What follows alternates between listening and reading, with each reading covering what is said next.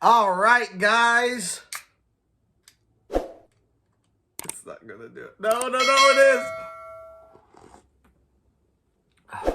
I've gotten so used to it doing that. It scares me every time now. What is my refrigerator doing?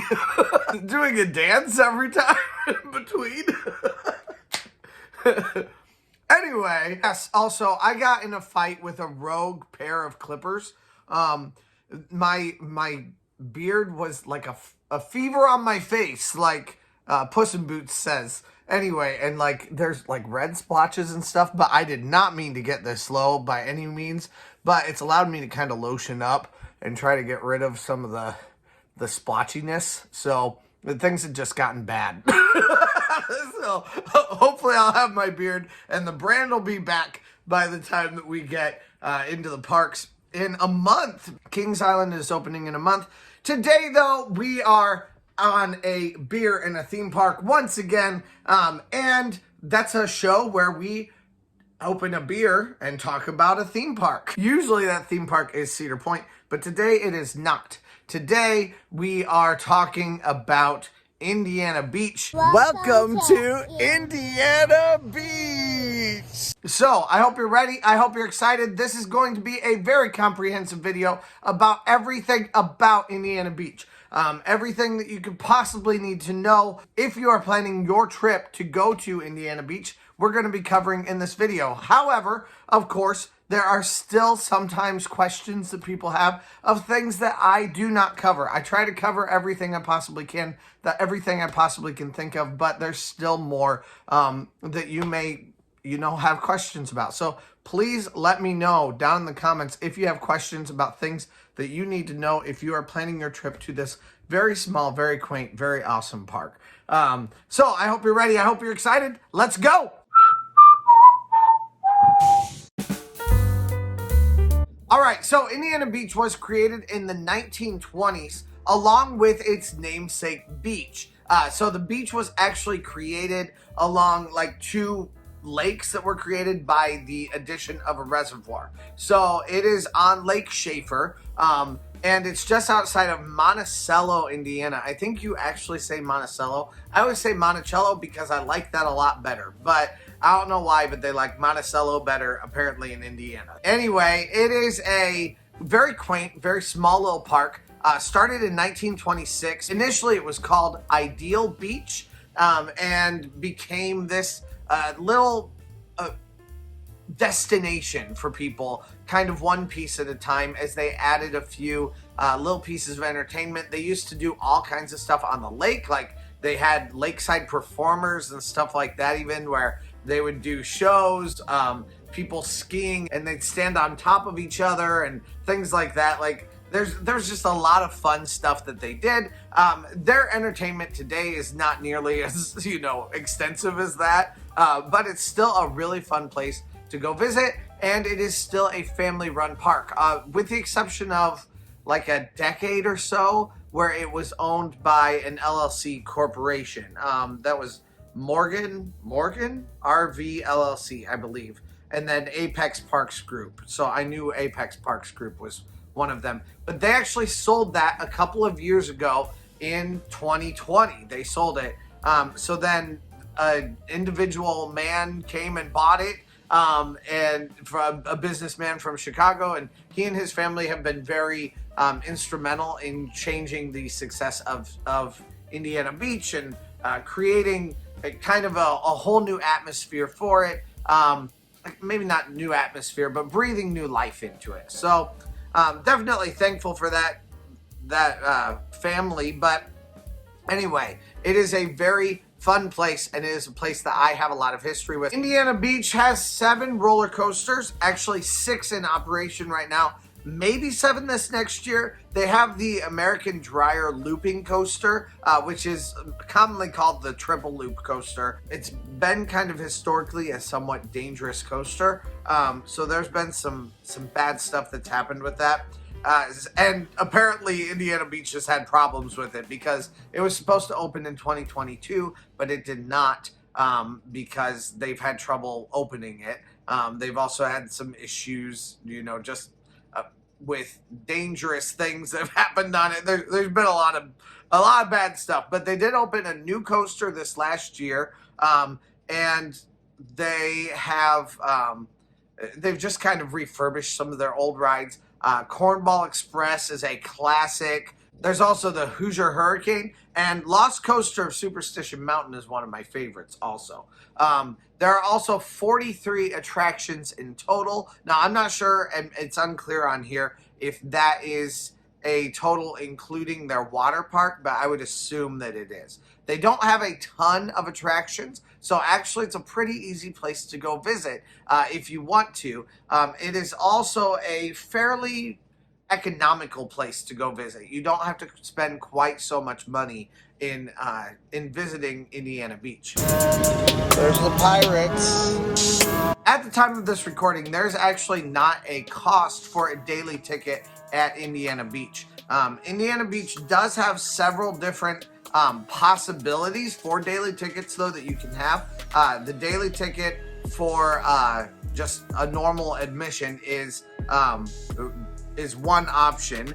Also, you have the 60 plus ticket. So if you are 60 years of age or over, it's a little bit of a discount for you. And you also have a 48-inch and under ticket that you can buy for students or kids who are a little bit smaller. Or you can buy the season pass, which is $70.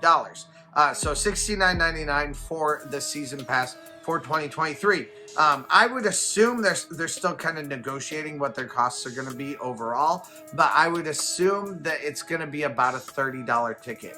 For Cedar Point, you spend $35 for a ticket for Cedar Point.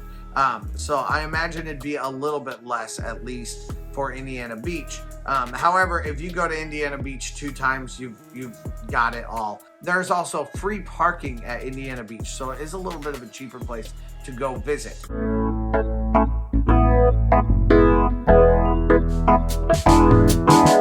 There are also 2 different parking lots where you can enter going into Indiana Beach. One is the south parking lot, which is just a big thing of land with like some dirt paths through it. That's really all it is. But it's a large area where you can park, and it's fairly close in. There are ticket booths right in front of that parking area. And then there's a bridge that takes you over. That is one of the entrances into Indiana Beach. That is by far my favorite entrance, one way or another. It's not the entrance that I took coming into Indiana Beach for a long time as a kid, because I used to attend there. We'll talk about that later, but I used to go to Indiana Beach a lot. But that's not the way I would enter. I would enter from the north parking lot usually. And it used to be that you did not pay for a pass. You could just enter in, but you had to buy a wristband. So it was basically like a carnival. You could walk through. If you wanted to bring grandma in for free, she could come in for free. She could buy something for a family member while she was there, and she could get food, but she could just watch you ride all the rides. That's not the way it works anymore. You have to buy a pass to enter the doors of Indiana Beach. And I think that happened when Apex bought them in 2008. I think that's around the time that all changed. Now, the parking in the north parking lot is more of the classic place, at least for me, but I don't think it's the better entrance. It's kind of a boring entrance. It is, however, the place where all of the different hotels are and things like that. Indiana Beach exists in Monticello, Indiana. Like I said earlier, right off of Lake Schaefer. And it is kind of at the meeting point of 2 major roads. Kind of. They're a little bit off from each other. One of those roads is 421, and that goes north and south. And then you also have the highway of 24. Now, 24 goes from basically Fort Wayne, which is the reason why I'm familiar with it, over to the south of Chicago. It just kind of cuts across the state like this. So it's a pretty fast way to get to Monticello, and it does take a pretty direct route. It is a much more rural park though. Like, we're not even talking like anything around the vein of Kings Island or of Cedar Point, where there's like a large city around it. Lake Schaefer and Monticello are not large cities at all. It is a pretty small area, and it is a very rural area. Which is the reason why it has that family feel. It also is one of very few parks that have that old time feel like this one does. I mean, if you're walking around Indiana Beach, you're actually going to come up to all kinds of things that feel kind of sketch when you compare them to other parks. Even down to like the little railroad. Like it's a tiny little railroad. It's not like it would really even do that much damage to you if you got hurt, like if you got hit by it or something. But there are no crossing areas. Like you don't actually have arms that come down and stop people from crossing paths.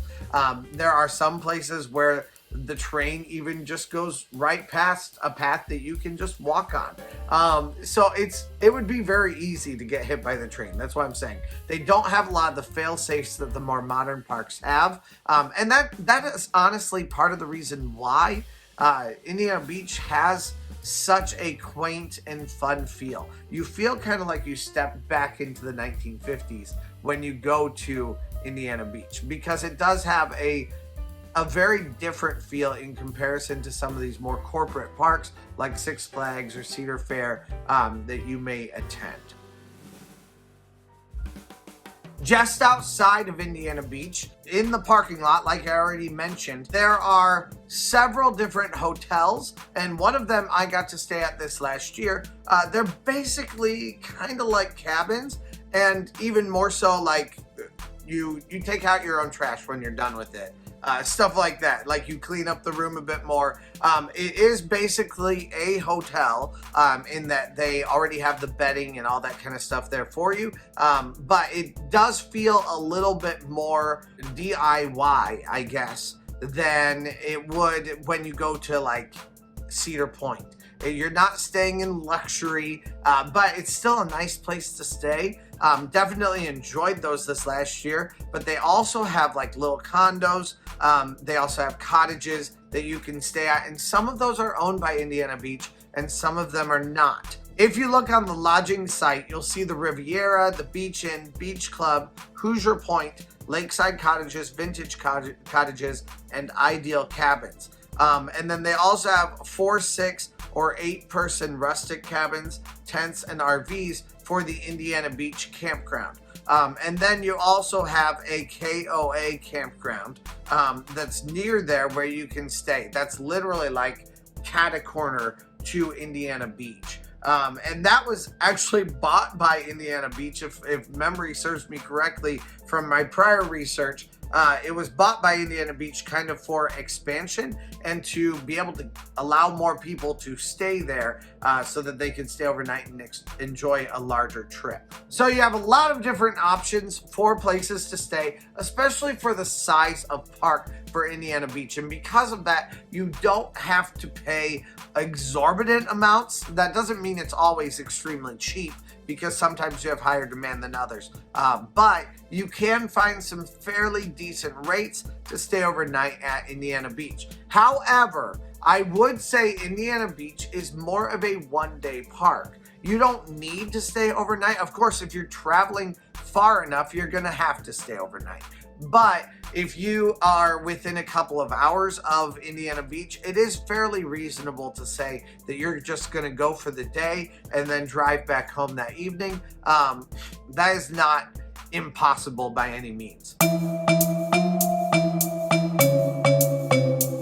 For most days in the summer, Indiana Beach is open from 10 a.m. to either 8 o'clock or on select nights, 11 p.m. at the very latest. Usually you're gonna see that 8 o'clock slot or possibly a 10 o'clock slot for the end of the evening at Indiana Beach. There are a few days when you have fireworks and things like that, special times. And then also the water park opens at 10 a.m. and it closes at 6 p.m. Routinely on the days when it is open.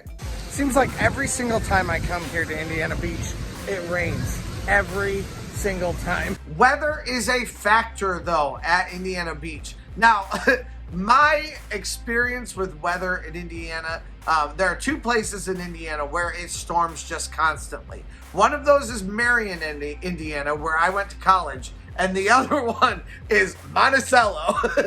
If you're at Monticello, there's a good chance you're going to encounter a thunderstorm. I don't know what it is about it. It just seems like every single time I'm there, it thunders. You have something. So frequently, you will have at least a spot of rain, if not more than that, and often some pretty decent thunderstorms. I haven't gotten it on video before, but one time when I went with my family, with my daughter and my parents also, it was a ridiculous thunderstorm. Like we're all ushered inside. We had to kind of hunker down because there was a threat of a tornado. So these things do happen there. That is something that I would be very mindful of. I did get caught in the rain this last year with a massive just rainstorm. Basically I had a wet white t-shirt contest that day. Yes! Now that we've been drenched, who cares? You can't get wetter than this, right? So we're good. Nothing matters. Nothing matters once you decide nothing matters.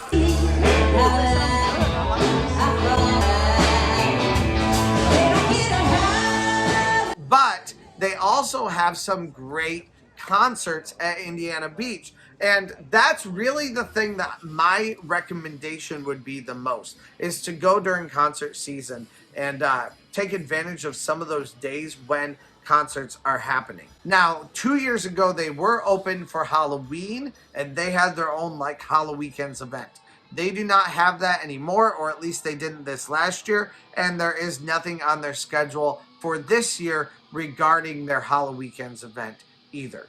So I'm assuming that means there's nothing in October, so I'm assuming that means they are not having that Halloween's event this year also. Now, you will see down there that there are some events. There are certain days when they have fireworks, and then there are other days when they have concerts in their ballroom. Their concerts in their ballroom is what I want to talk about. I've had some really fun times in their concerts in their ballroom. They used to pull some pretty big names. They don't really pull big names anymore, but they pull fun names. A lot of cover bands. I saw a fantastic rock show this last year that was just so much fun. And the year before that, there was another one. It was like a 70s rock concert. And like he changed costumes, like the main singer. It was a blast. So it's definitely worthwhile to do that. They have a giant ballroom where they used to have big concerts and dances and things like that. It has a very church camp feel to it. So it feels very similar to what I grew up with every summer going to my own church camp. So it has kind of a rickety feel, lots of wood, and you can kind of smell the pine and all that kind of stuff. And it is kind of a bit more chintzy, I guess, to some degree. But again, it's a family owned place, and it's the kind of place that you just can't find in existence anymore. There used to be lots of amusement parks like that, but a lot of those amusement parks have since closed and they're gone, and we almost lost Indiana Beach. So having the ability to still go attend that park, I think is something that I don't really take for granted, and I want to go. However, I only usually go a couple times a year. I usually take my daughter, although I didn't this last year, and then I usually go myself for like an adult day at Indiana Beach. I usually have at least one day when I try to catch a concert there also. So that usually ends up equating to 3 or 4 times at Indiana Beach per season. On top of their shows, they do also have some additional like concerts that happen every night, basically at the end of the night. And you'll even find, if you check out their Facebook page, you'll even find like they've filmed some of them. They'll live stream some of their concerts that they're having there. And basically they're low-key concerts in like the Sky Lounge. The Sky Lounge is set up basically where you have like a family-friendly area around the sides, and then you'll have like the drinking area in another spot. And there's signage for it. It's a little bit confusing how you get where without going through the bar and all that kind of stuff. But anyway, it is a thing that you can do. At least this last year, you still can take kids up there and stuff like that. At least I'm pretty sure I saw kids up there. So that's something that's an option. There is a bar up there where you can hang out, you can have some drinks, but that's also my next thing. We're going to talk about food and we're going to talk about drinks. So stay tuned. Anyway, they have some great live acts up there, and it's also a really nice place. It's big and open air. You can listen to the waves out on the lake. You can listen to the jet skis or anything else that's kind of going on up there, and it's just a really nice open air area, but it is covered. So even if it's raining really hard that night, it just has a really nice ambiance to it. It's a great place to go and visit, and definitely really fun. And that's really the kind of thing that I want Cedar Point to have this next year with their new pavilion. That same kind of atmosphere. And after the closing time, you can go upstairs, you can just kind of sit and relax, listen to some music, have a drink, and go look at the waves out on the beach. That's what I'm looking for. It's amazing to me that Indiana Beach has that, and that Cedar Point still seems to be like dragging their feet on that. Just makes no sense whatsoever. Rant over. Capitan Dougie's. Let's go. Now, for food, they do have food at Indiana Beach. I'm going to be completely honest here and just say it's not very good. If you're going to compare food at all, anything at Cedar Point is going to be better than almost anything they have at Indiana Beach. It's all fried. It's all fast. It's all very greasy.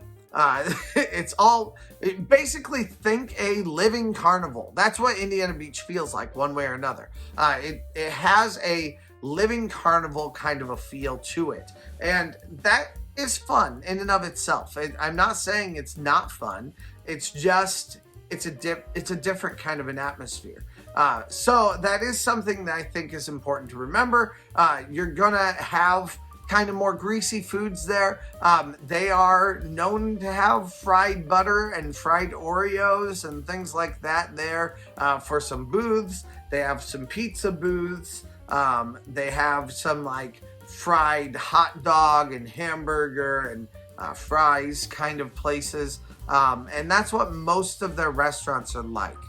You've got a couple of, last year I tried a turkey leg. It was truly horrific to me anyway. Apparently other people really like it. I did not enjoy my experience with that turkey leg at all.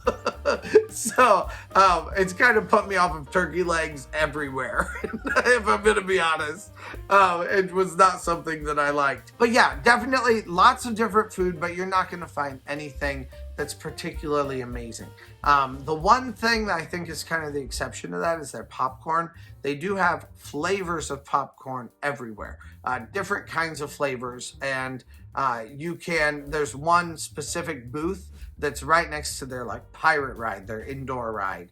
And that has some really great flavors of popcorn. So that's a really fun snack that I would say is probably a more iconic addition to Indiana Beach. It's not something they've always had, but it's something they have now. I think that's definitely nice.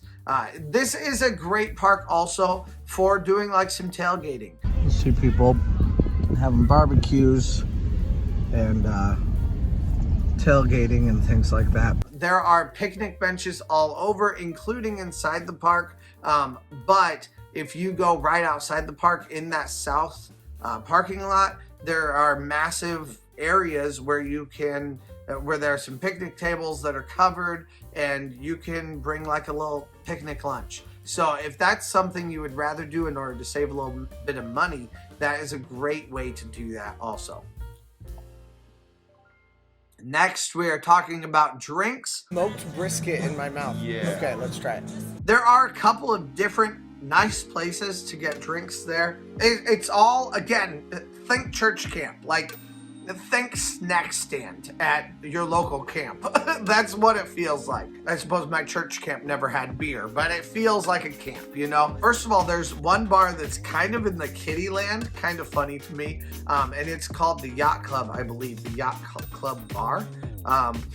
And that has a large area where it's like a wraparound bar, and one side of it is open for kids to get like ices and things like that. The other side is roped off, and it has the adult section in it where you can get beer and mixed drinks and things like that. They had a couple creative, like a smoky whiskey that I really liked this last year. That just makes it kind of fun. Another place for more mixed drinks is right off the beach. They have like a little drink shack. Now that place is gonna get your larger lines because there's one person working there, and especially when the beach is open and the water rides are going, that's gonna end up being your busiest spot. So I recommend the Yacht Club rather than that place, even though you're gonna have to walk further for the Yacht Club. Also, if you are inside the ballroom, they always have drinks at the back of the ballroom. If you're watching a show, you can always get something there. Those shows usually don't start until about 6 o'clock though, so you've got some time in your night before you need to go get that. Then, if you are upstairs in the Sky Lounge, you can, of course, get drinks there. So while you're watching a band, there's always drinks there. Often during the day even, they'll have other little bands that'll come in and play. If you're a local, I mean, buy a pass and come in as often as you want. Go listen to some live music and grab a drink. I think that would, like, if I lived in that area, I would do that just every day. Come home from work, and if I didn't have my daughter that evening, just go listen to a little bit of music and unwind a little bit with a glass of wine or something. I think that would be so much fun, especially with some live music around. I'd love that. That would be a dream of mine. So that would be something that I think is worthwhile to go visit and to, you know, listen to a couple of live bands or local bands in the area. Also, the bands have never been bad. Like, I've never listened to one of their bands and been like, ew, they're bad. You know, like, it's always been good. All right, so we're going to talk about dress code also for Indiana Beach. I think this is something that gets a little bit confusing for people, and to some degree, maybe it's because it's not always adhered to very well, but I am going to read to you what the actual rules are for dress code at Indiana Beach. Guests must be neat, clean, and wear conventional dress. I don't really care about that. None of that really makes any difference. Clothing with inappropriate language or graphics is not allowed. I've definitely seen some inappropriate stuff. I'm just gonna not lie about that. A shirt that covers back or midriff or swimsuit cover-ups are required on all rides. I believe you can have your shirt unbuttoned on any ride, no matter what. As a guy. As a girl, you're gonna have, you know, the midriff if that were the case. So that wouldn't be allowed, but girls can wear mid or swimsuit cover-ups. I've seen, like, literally girls with bikinis on and like a see-through thing over them, and they're allowed on all the rides. So I've seen that be a thing, but well, let's just keep going. Shoes are required in all areas of the amusement park. I've never seen someone going around without shoes on. So at least flip-flops always. I've never seen that otherwise. And then shirts or swimsuit cover-ups are required outside of the water park at all times. This is the thing that probably they adhere to the least. First of all, on rides, I've seen a guy, I have him on video, getting off of a coaster with his shirt off. So he rode the whole coaster with his shirt off. So obviously that's not always adhered to. I suppose it depends on how much the workers want to get into a battle about going back and getting your shirt or not. You know, like, I imagine that's really what it goes down to. And then shirts or swimsuit cover-ups are required outside of the water park all the time. I've seen so many people walking around with their shirts off. I walk around with my shirt off all the time outside of the park.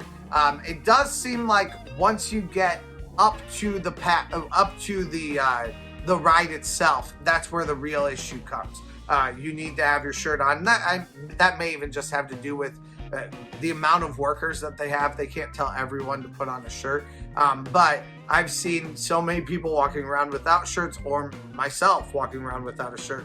So that is something that even though it is in the rules, I don't know that it's always adhered to. What I will say is, if anyone at any park, no matter what, ever tells you to cover up, put on a cover up, wear your shirt, or, wear, any kind of change of clothes, turn your shirt inside out because it has something graphic on it. If they tell you to do it, just do it. Like, they're the workers there, they're the people that are in charge of you, and that you have paid to have help you while you're in the park for that day. So just don't put up a fuss. Just do what they tell you to do. If I'm ever someplace and I have my shirt off and someone says, hey, put your shirt on, buddy, I'll do it. It's fine. If they're a worker. If they're not a worker, screw you. I don't care. But if they're a worker, absolutely I'll do that. So I think that's something that's important for any of these parks, just to remember that basically if people ask you to do something and it's reasonable and there are workers there, it would always be reasonable, I imagine. But just do it. Don't fight against it. It's fine, especially with something as trivial as wearing clothes. Just do it. It's fine. And what's that? It's fragrant. And it's fragrant. Yummy. Lastly, Indiana Beach is a place that's special to me. It's a place that I've always loved. When I was a kid, my grandpa was a union man, and his union would get like free tickets to go to Indiana Beach. So our whole family would go, my entire extended family, our cousins, grandma, grandpa, all my aunts and uncles. We'd all show up and we'd have a blast. It was such a fun place to go visit. And so today, I still have very fond memories of Indiana Beach, partly because of that. Every time I ride the train, I see my grandpa. And every time I go to the little water ride where you squirt people, I remember standing out there with grandma and putting a quarter in these machines where you can squirt people on it. They don't have them anymore, but I can see it in my own mind, It's a very nostalgic place for me, and I imagine it's a very nostalgic place for a lot of people. It's definitely a fun place to go, and it definitely gives you that yesteryear feeling. Something you can't get at most parks, like I've already said today. And that's something that I think is pretty much priceless. It's really fun to go visit Indiana Beach, and I really enjoy it. I recommend that you would go visit it also. If you have a time, a weekend this next year, go take a little bit of time to go visit a really fun, nostalgic park. Thank you guys so much for watching today. I hope you learned something and had some fun along with me reminiscing about Indiana Beach and planning our trip for this next year about Indiana Beach also. Let me know down in the comments, what questions do you have, what concerns about Indiana Beach, or just say hi. I don't care what you say. And every time that you talk, you press that like button or you comment about something down in the comments. It helps more people see these videos so that they can plan also for their vacations and join this roller coaster and theme park and travel loving family. Thank you guys so much for watching, and let's go.